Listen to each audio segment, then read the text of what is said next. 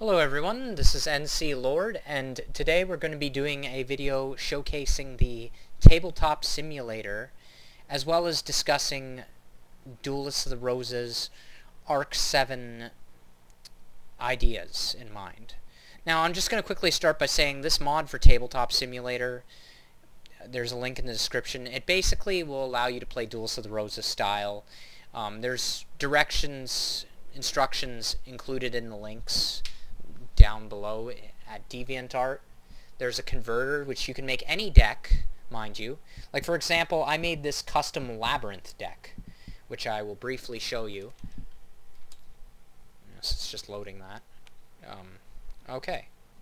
I will briefly show you. This is based off of the Labyrinth tank in Duelist of the Roses. Its effects are tweaked a little. Similar deal with Shadow Ghoul. I called it Labyrinth Shadow Ghoul and Wall Shadow. As you can see, it still, when it enters labyrinth terrain and whatnot. And also with applicable cards like the Labyrinth Terrain card, as you can see here, you can change the terrain accordingly as is designed. You can go through all these different terrain, and they act much the same they did in the Duelist of the Roses video game. Anyways, my ideas for Arc 7.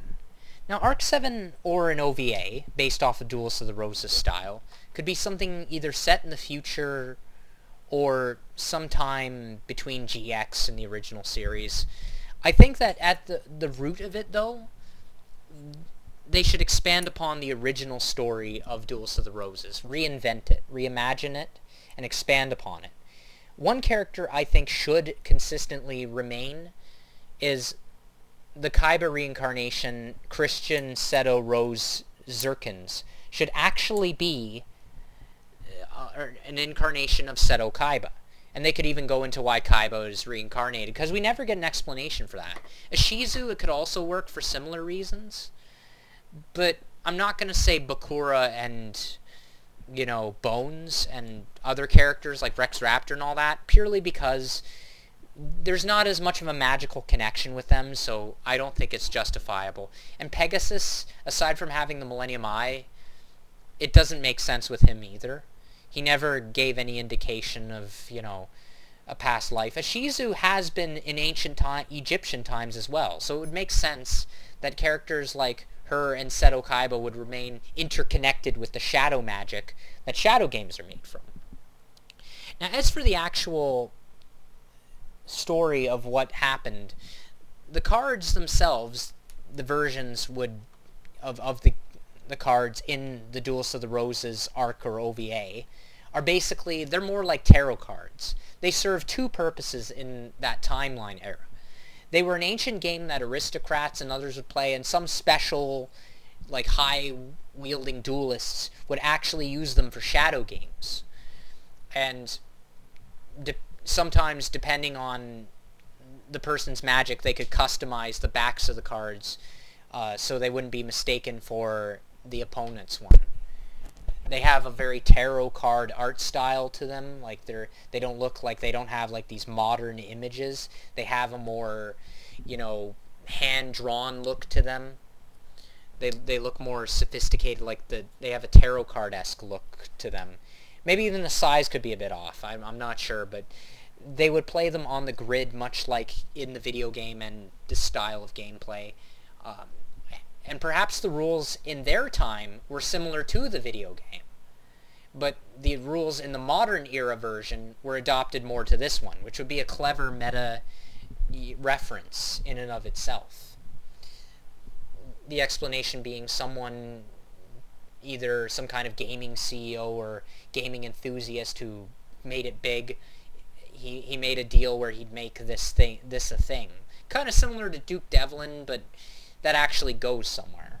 You know, that the story ends up going somewhere, and he's obsessed with the Western magic that those shadow games were based off of, because he hears rumors and stories and legends about that stuff, and how there was a legendary Rose Duelist, which instead of in the video game would actually come from the ancient era and be sent to the modern or futuristic era, instead of the converse. Seto being reincarnated would make perfect sense. They could go into detail about why he is and make up some explanation. Because Seto being reincarnated into the modern Yu-Gi-Oh era, it doesn't make as much sense. Atem, we know why he's in the modern era. He has a Millennium item that kept his soul there. It would also make sense to use a different source of magic because the Millennium items have been sealed away and a lot of their magic is diminished as seen in Dimensions of Darkside. So to have a new type of magic that's very unique in its feel and the way it functions would be refreshing and interesting. To have a new type of magical force. Like the Millennium Spellbook had multiple spells. As far as we know, one of them was to make the Millennium items themselves. Perhaps there was a similar Western conclusion, a more advanced version of that for the medieval European era. We don't really know because they never talk about medieval Europe. So this is an era that's unexplored by the main Yu-Gi-Oh! Timeline. Except in the non-canon video game, of course. The main character, you could even have, like, the main character being someone, it could have a similar dynamic. I don't think they should do the whole Yugi, Yami Yugi, and that kid from Zexal with Astral dynamic. But they should have something similar where the Rose Duelist is actually a partner or friend or mentor to the modern protagonist. The rival should actually be secretly a reincarnation of Seto Kaiba or his ancient counterpart or whatever.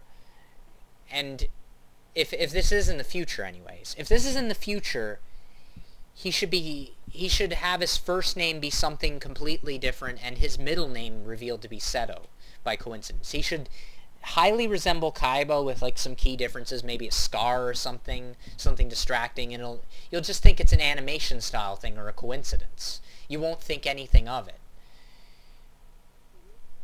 If they want to be clever, they could use the same voice actor that played Kaiba, assuming that's possible, or at least give him a similar sounding voice. And make him obsessed with dragons. Maybe not blue eyes. Well, he could be obsessed with blue eyes, any kind of blue eyes, but something dragon-related. They could even throw us a curveball by saying it's just dragons in general, and blue eyes was really cool, but it's kind of out of date. Like, it could be an ironic joke like, oh, blue eyes, who uses that anymore? And Kaiba, in the modern Seto Kaiba, he has a more friendly rival. He's not ever trying to like kill the main protagonist or anything like that. It's all friendly rivalry between them, and they're actually friends. He could turn evil. I'm not sure. That I'd leave that up to Konami. But I think the antagonist should be someone similar to Pegasus, but should have a different motive. He should be sympathetic, but not trying to discover this magic because he's trying to revive a loved one, because that's already been done, but for some other reason, like he wants to change the world of Duel Monsters. He thinks of this style of gameplay as more elegant, as more civilized version. Kind of similar to how Obi-Wan comments that lightsabers are a more civilized weapon than blasters. It's kind of that more noble, elegant mindset.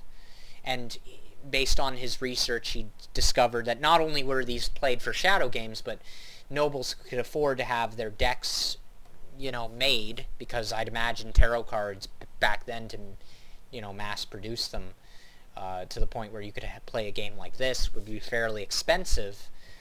Nobles would play them to pass the time.